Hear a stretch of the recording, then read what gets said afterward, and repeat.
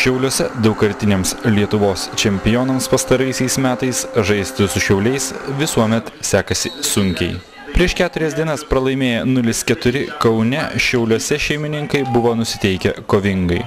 Nors pirmąją progą 5-ąją rungtynių minutę susikūrė Kauno futbolininkai, Rimkevičiaus liestas kamuolys praskriejo šalia Virpsto, Šiauliai nebuvo linkę nusileisti ir nevengė kontratakuoti. Ties baudos aikštelės linija griuvo Ciganenka, tačiau teisėjo Švilpukas tylėjo. Kovodami dėl kiekvieno aikštės centimetro, Šiaulių futbolininkai susikūrė dar kelias progas.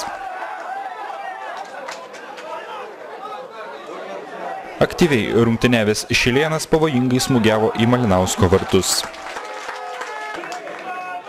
Dar viena Šiaulių ataka, dar kartą griaunamas Ciganenka, tačiau ir vėl teisėjas Vijūnas Vasiliauskas rodo, kad viskas vyko pagal taisykles.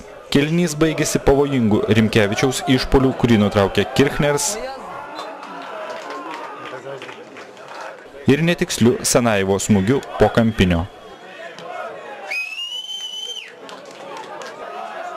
Antrame kėlinyje pavojingų momentų taip pat netrūko. Pekličius įsiveržė į baudos aikštelę, tačiau čia pasiaukojimai žaidžia Giedrius Arlauskis. Kauno gerbėjai visų rungtynių metu laukė įvarčio, o jis galėjo kristi ir į jų komandos vartus. Čia pavojingai, tačiau netiksliai smūgiuoja Viktoravičius. Po Radžiaus imtynių veiksmo prieš Lukoševičių tikslesnis Kirchners smūgis, po kurio Kauną gelbsti Malinauskas. Ir dar kartą, maždaug iš tos pačios vietos, Kuklys atmeta kamuolį Viktoravičiui, pastarajam pritrūksta sėkmės smūgiuojant. Rungtynių pabaigoje Kaunas apgulė Šiaulių vartus, tačiau pralaužti gynybos nepavyko. Abiejų komandų trenerių ir Šiaulių žaidėjų komentarai po rungtynių. Я думаю, что все искали победы. Наша команда играла для победы, но не получилось, потому что у нас не повезло перед врата противника. Иногда так получается. У нас были 4-5 положений. Мы не могли забить, и поэтому результат 0-0. А команда хозяев вас удивила сегодня? Не, она не удивила. Я смотрю только на нашу команду. Но когда мы пропускаем перед ворота противника, тогда получается такой нехороший для нас результат. Susistiprinom komandą keliais žaidėjais, kurie negalėjo vykti į Kauną. Ir gana taktiškai gynybinės funkcijas atlikom teisingai.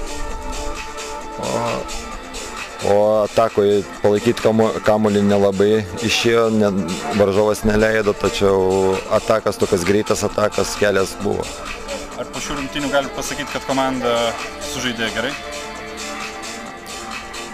Aš gal pasakyčiau daugiau, kad taktiškai gynės gerai, o sužaisti pilnai reiškia, tai turi būti atakuojantis futbolas. Taip pat mokėti atakuoti ir mokėti gintis. Ko pritrūko iki pergalės?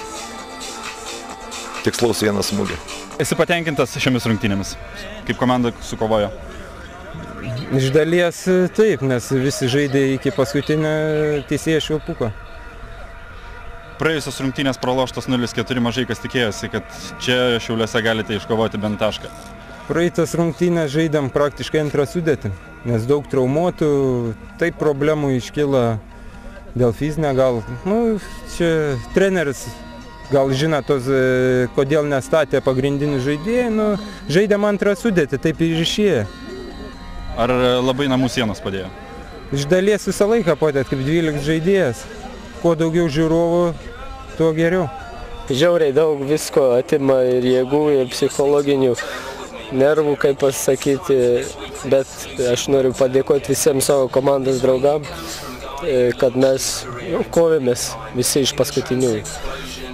Pačiam rungtynės su Kaunu, pats ne vienus metus praleidai šioje komandoje. Turi papildomos motyvacijos žaidžiant? Aišku, yra vidinis toks užsivedimas gal didesnis negu pas kitus, nes su Kaunu visą laiką žaisti yra principinės rungtynės. Man. Patenkintas rungtynėmis? Labai.